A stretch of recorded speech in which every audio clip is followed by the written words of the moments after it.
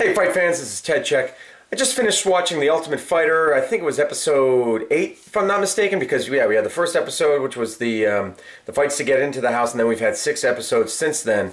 So this was number 8. This was a kind of a recap episode, if you will. Maybe it's I guess we're at the midpoint, where we kind of go over what's happened up to this point.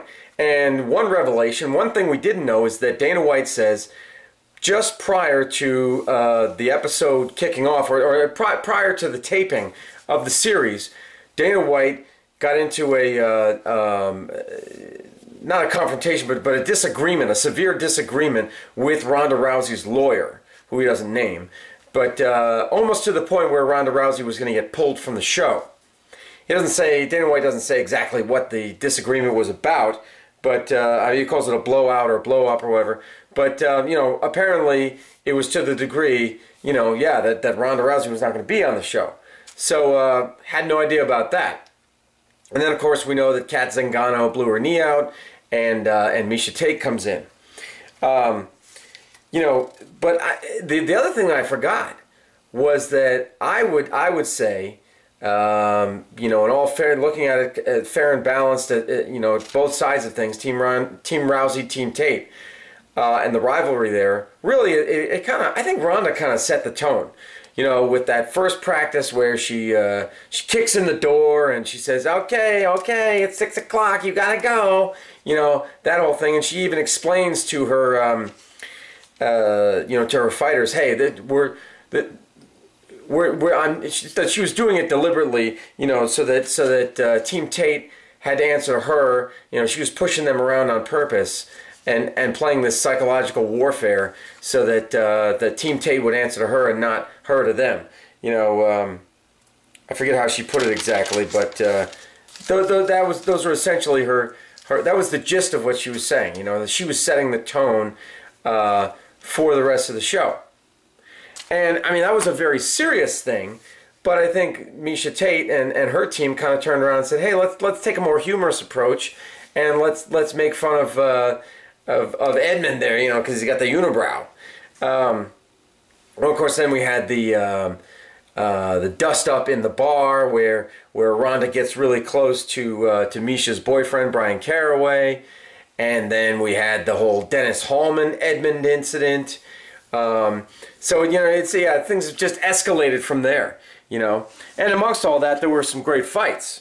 Particularly, well, first of all, you had Shayna Baszler versus Juliana Pena. I mean, that was a great fight because Pena was such an underdog. I mean, there's practically nobody thought she would win, and yet she did.